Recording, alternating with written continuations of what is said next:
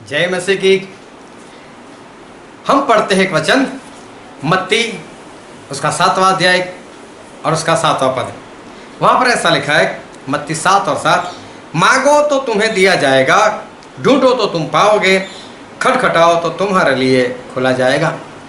मांगो तो तुम्हें दिया जाएगा। ये वचन क्या कहना चाहता है? मांगो तो दिया जाएगा, ये वचन क्या कहना चाहता है? कितना मांगना है हमें, कितना परमेश्वर से मांगना है, क्योंकि लिखा कुछ भी नहीं कब मिलेगा हमें और कैसे मिलेगा। लेकिन ये वचन के बाद प्रभु ने एक दृष्टांत हमें दिया है, और देखो दृष्टांत क्या है। 9वां पद उसका, मत्ती 7 और 9, तुम में से ऐसा कौन मनुष्य है कि यदि उसका पुत्र उससे रोटी मांगे तो वह उसे पत्थर दे, या मछली मांगे तो उसे सांप दे? सो जब तुम बुरे होकर अपने बच्चों को अच्छी वस्तुएं देना जानते हो, तो तुम्हारा स्वर्गीय पिता अपने मांगने वाले को अच्छी वस्तुएं क्यों न देगा? क्या कहते हैं हमारे परमेश्वर?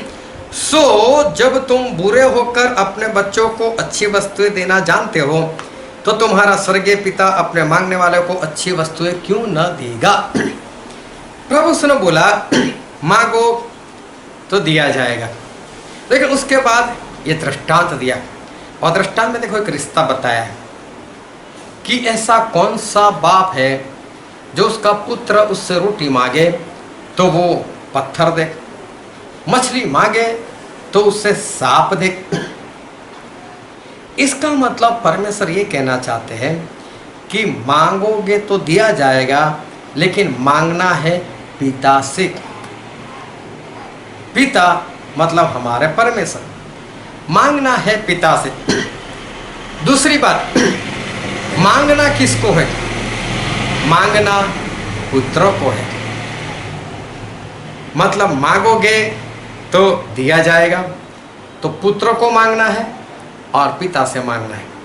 अभी परमेश्वर हमारे पिता है, इस बात में कोई डाउट नहीं, इस बात में कोई शक नहीं। पर हम इंसान, विश्वासी या आत्मिक लोग, वहां पर एक सवाल है, क्या वो पुत्र है? परमेश्वर पिता है, इसमें कोई शक नहीं, लेकिन जो इंसान है क्या वो पुत्र है? क्योंकि परमेश्वर का एक वचन ऐसा कहता है, हम बाइबल में पढ़ते हैं यूहन्ना, उसमें प्रभु यीशु खुद बोलते हैं, उसका 8वां अध्याय और उसका 44वां पद, यूहन्ना 8 का 44, क्या कहते हैं प्रभु यीशु? तुम अपने पिता शैतान से हो। देखो इंसानों को बोला तुम अपने पिता शैतान से हो, और अपने पिता की मतलब शैतान की लालसाओं को पूरा करना चाहते हो। फिर लिखा है, वह तो आरंभ से हत्यारा है और सत्य पर स्थिर न रहा, क्योंकि सत्य उसमें है ही नहीं।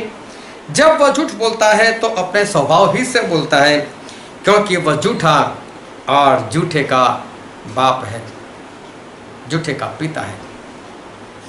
अभी देखो परमेश्वर क्या कहते, तुम्हारे बाप शैतान से हो,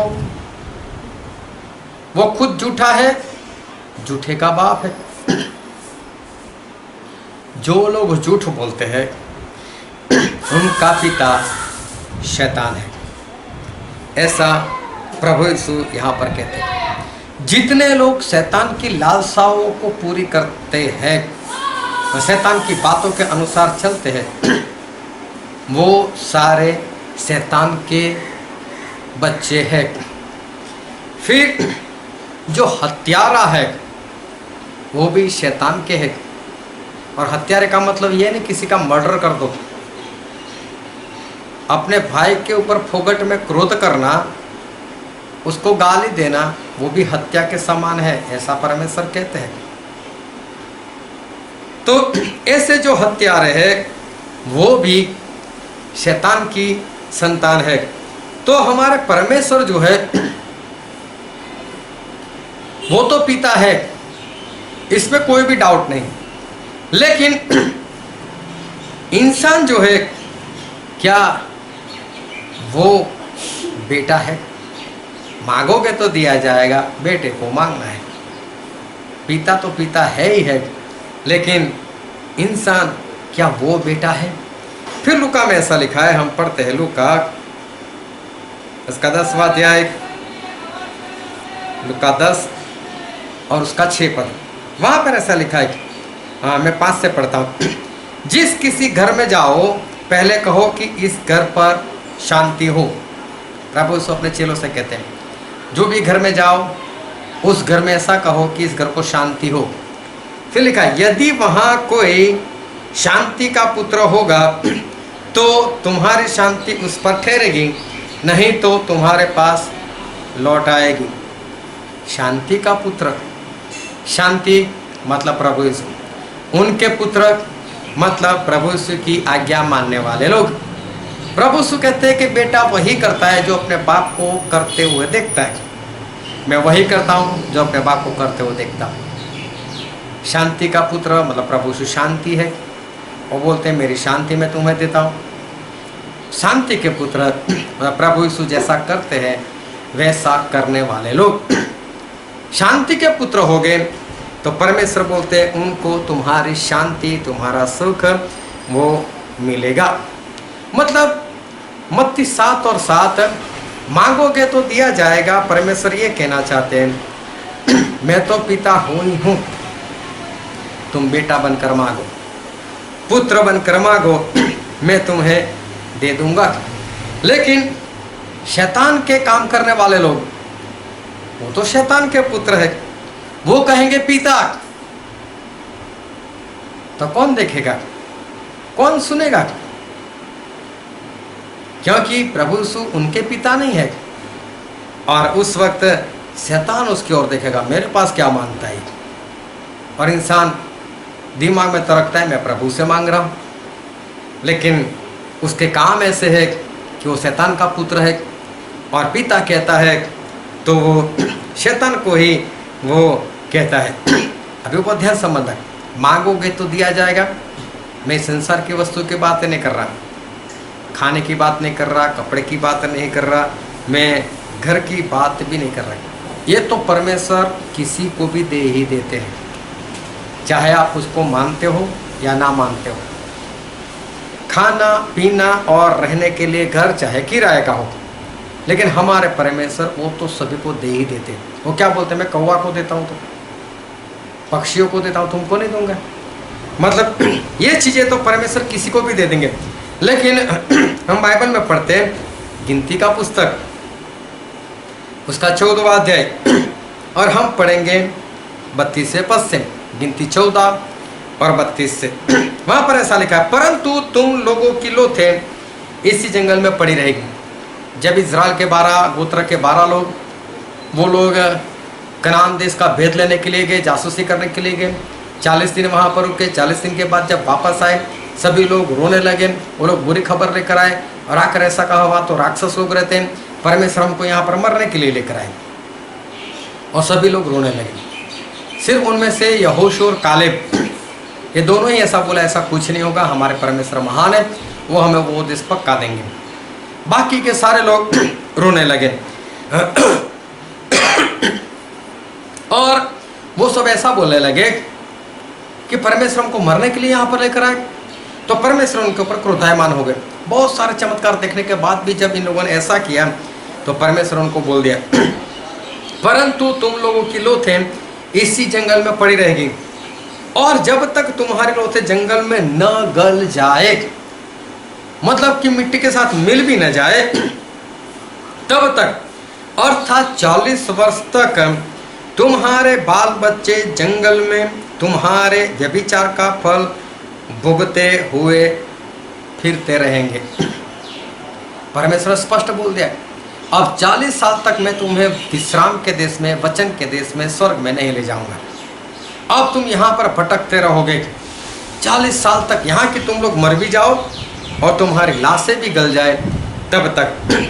फिर लिखा है, जितने दिन तुम उस देश का भेद लेते रहे, अर्थात 40 दिन, उनकी गिनती के अनुसार दिन के पीछे 1 वर्ष, अर्थात 40 वर्ष तक तुम अपने अधर्म का दंड उठाए रहोगे। तब तुम जान लोगे कि मेरा विरोध क्या है। परमेश्वर ने बोल दिया कि जब तक ये 40 वर्ष खत्म नहीं होंगे तब तक मैं तुम्हारे संग नहीं रहूँगा।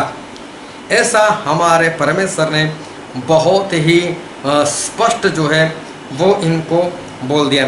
फिर आगे लिखा है 35 पद, मैं यहोवा यह कह चुका हूँ कि इस बुरी मंडली के लोग जो मेरे विरुद्ध इकट्ठे हुए उसी जंगल में मर मिटेंगे और निसंदेह ऐसा ही करूँगा भी। परमेश्वर ने बोल दिया, मैं 40 साल तक तुम्हारे साथ नहीं रहूँगा। बहुत स्पष्ट परमेश्वर ने बोल दिया, 40 साल तक मैं तुम्हारे साथ नहीं रहूँगा। लेकिन हुआ क्या, हम पढ़ते हैं व्यवस्था विवरण में, व्यवस्था विवरण उसका 2 अध्याय और उसका 7वां पद।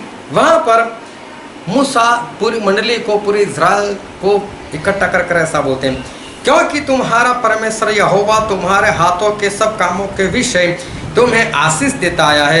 इस भारी जंगल में तुम्हारा चलना फिरना वह जानता है। इन 40 वर्षों में तुम्हारा परमेश्वर यहोवा तुम्हारे संग संग रहा है और तुमको कुछ घटी नहीं हुई। परमेश्वर ऐसा बोला, 40 साल तक मैं तुम्हारे संग नहीं रहूंगा। लेकिन मूसा कहते हैं परमेश्वर 40 साल तक तुम्हारे संग रहेगा और तुम्हें कुछ भी घटी नहीं होने दी। फिर आगे हम पढ़ते हैं व्यवस्था विवरण में ही उसका 8वां अध्याय और उसका 4था पद। देखो वहाँ पर क्या लिखा है, इन 40 वर्षों में तेरे वस्त्र पुराने न हुए और तेरे तन से भी नहीं गिरे और न तेरे पाँव फूले। मूसा कहते 40 वर्षों में परमेश्वर तुझे संभाल कर रखा, तेरे वस्त्र तक पुराने नहीं हुए और तेरे पैरों में चलने की वजह से सूजन भी नहीं आने दी। परमेश्वर ने तेरी रखवाली जो है वो की है। और आगे हम पढ़ते हैं व्यवस्था विवरण में उसका 29वां अध्याय और उसका 5वां पद। वहाँ पर ऐसा लिखा है, मैं तो तुमको जंगल में 40 वर्ष लिए फिरा, परमेश्वर कहते हैं, और न तुम्हारे तन पर वस्त्र पुराने हुए और न तेरी जूतियाँ तेरे पैरों में पुरानी हुई। 40 साल तक कपड़े फटे नहीं लेकिन पुराने भी नहीं हुए। 40 साल तक इनके जूते चले, परमेश्वर बोलते हैं पुराने भी नहीं होने दिए मैंने। कितनी बड़ी बात, परमेश्वर बोलते हैं मैं तुम्हारे साथ नहीं रहने वाला। हुआ उल्टा कि परमेश्वर उनकी सारी ज़रूरतें जो है वो परमेश्वर पूरी करते रहे। फिर हम पढ़ते हैं नहमिया में, नहमिया उसका 9वां अध्याय और उसका 21वां पद।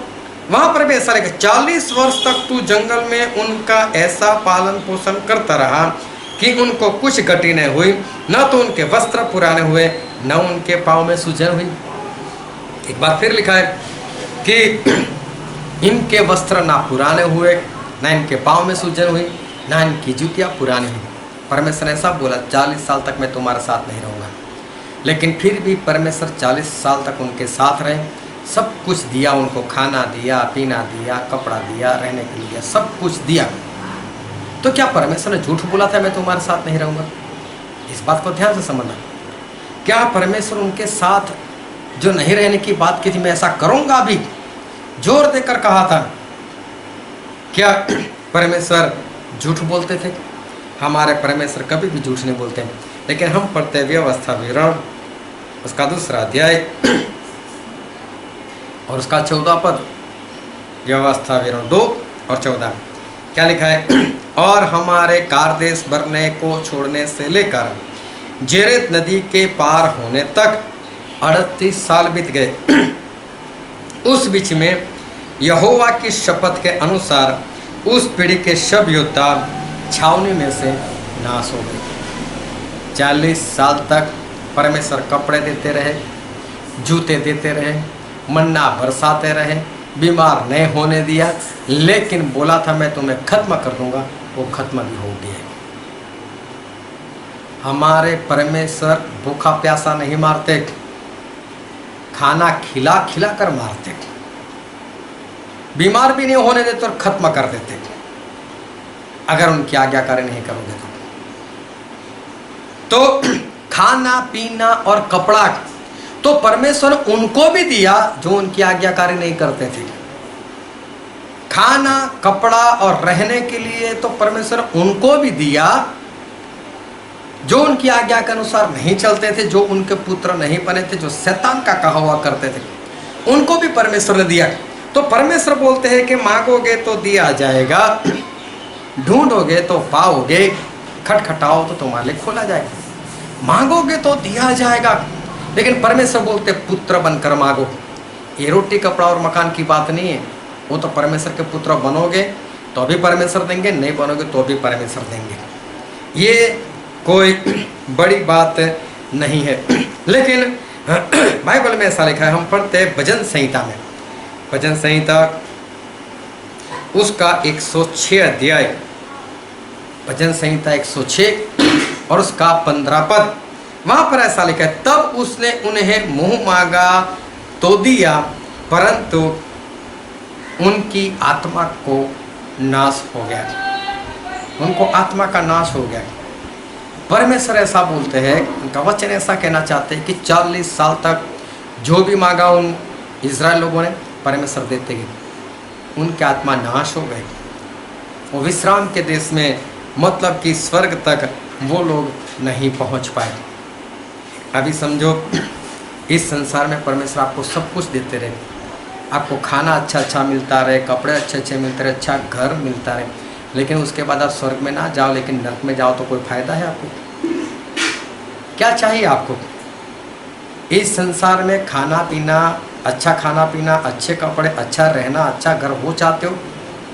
और उसके बाद सारी उम्र जिसका कोई अंत नहीं, नरक में गिरना चाहते हो? या फिर यहाँ पर कुछ मिले या ना मिले लेकिन स्वर्ग जाना चाहते हो? क्या चाहते हो आप? अगर आप स्वर्ग जाना चाहते हो, स्वर्ग सिर्फ पुत्रों को मिलेगा, स्वर्ग सिर्फ पुत्रों को मिलेगा, स्वर्ग सभी को नहीं मिलेगा। क्योंकि हम बाइबल में पढ़ते हैं रोमी उसका 8वां अध्याय और उसका 17 पद, और यदि संतान है, मतलब परमेश्वर के संतान है, तो वारिस भी। अगर आप परमेश्वर के संतान होगे, उनकी आज्ञा मानते होगे, तो परमेश्वर इस दुनिया में भी आपको देंगे और आप स्वर्ग में भी जा पाओगे। अगर आप परमेश्वर की आज्ञा नहीं मानोगे, उनके बेटे नहीं बनोगे, तो खाना पीना तो वैसे भी मिलता रहेगा, वो तो भिखारी को भी मिलता है, कोई बड़ी बात नहीं, वो तो परमेश्वर दे देंगे, लेकिन स्वर्ग नहीं जा पाओगे। इसलिए परमेश्वर बोलते हैं कि मांगोगे तो दिया जाएगा, लेकिन बोलते हैं पुत्र बनकर मांगो, पुत्र बनकर मांगो। ऐसे ही मांगो मिल जाएगा खाना पीना रहना, लेकिन स्वर्ग तक नहीं पहुंच पाओगे। और उनके बेटे कैसे बनना है, वो आने वाले वीडियो में मैं परमेश्वर की आत्मा से बताऊंगा। और उसके लिए मेरे चैनल को सब्सक्राइब करो, बेल आइकन को टच करो, ताकि जब भी मैं वीडियो बना कर रखूँ आपको पता चल जाए। परमेश्वर आपको आशीष दे। आमीन।